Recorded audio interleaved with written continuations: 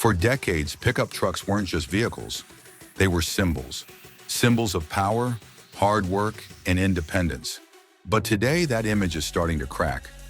Lots are overflowing with unsold trucks. Once loyal buyers are walking away, and some of the biggest names in the business are quietly pulling the plug. The numbers are shocking. Millions of dollars in discounts, canceled production lines, and 14 models now on the verge of extinction. So, what happened to America's favorite vehicle?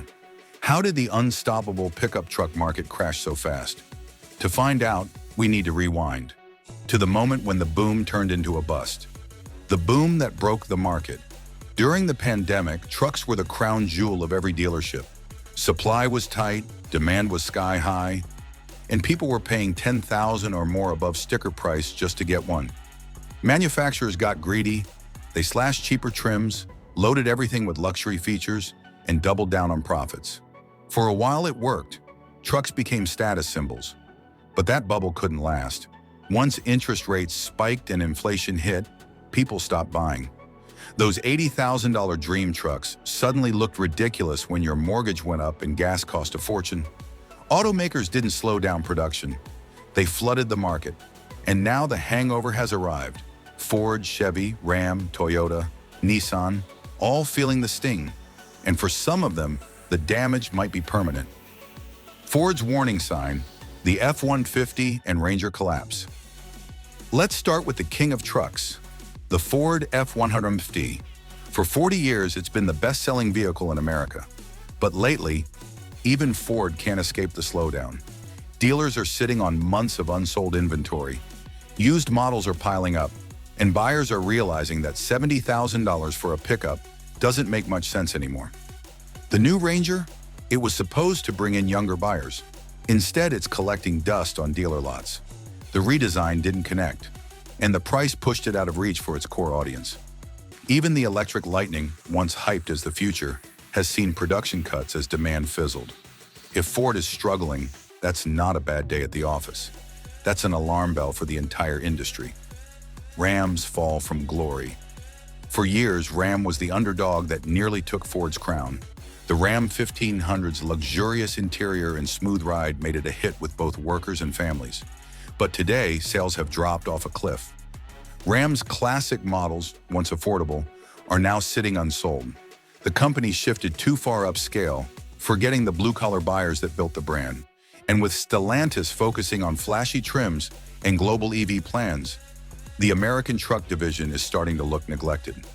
Ram dealers are desperate, slashing prices just to move old inventory. And it's not just Ram. The same thing is happening to nearly every brand that thought the boom would last forever. Chevy's big miscalculation. Chevrolet bet everything on making its trucks look and feel more premium. The Silverado in Colorado got tech upgrades, luxury interiors, and high-end trims. But they also got higher price tags. Unfortunately, that strategy backfired. GM alienated the buyers who actually used their trucks for work, and when those buyers left, they weren't replaced. Now Silverado sales are falling, and the new Colorado, once the top mid-size contender, is losing ground fast. Then there's the electric Silverado, which launched right as EV fatigue hit the market.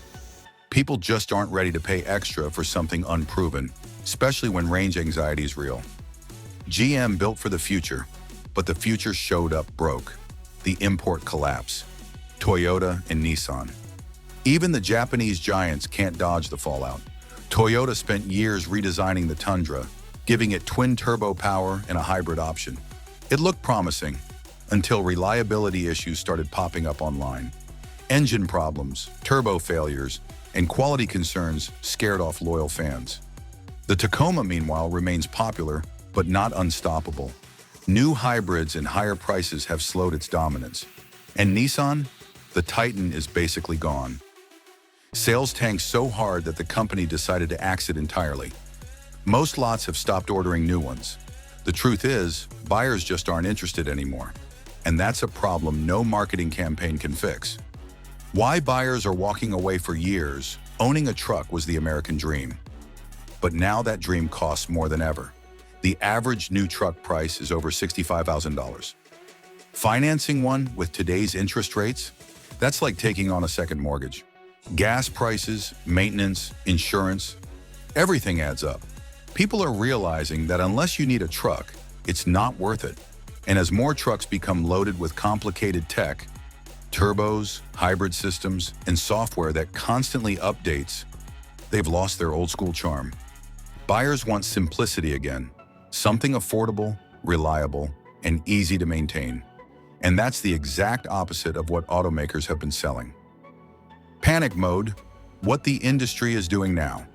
Dealers are slashing prices, offering $10,000, $15,000 discounts just to move inventory. Manufacturers are scaling back production, delaying new models, and quietly canceling EV launches. Ford cut Lightning output. GM slowed Silverado EV production. Ram postponed its electric truck entirely. Behind closed doors, there's panic. The market they thought would never collapse is suddenly on life support. And the writing's on the wall. The massive six-figure pickup era is coming to an end. The future of the truck, smaller, smarter, and cheaper.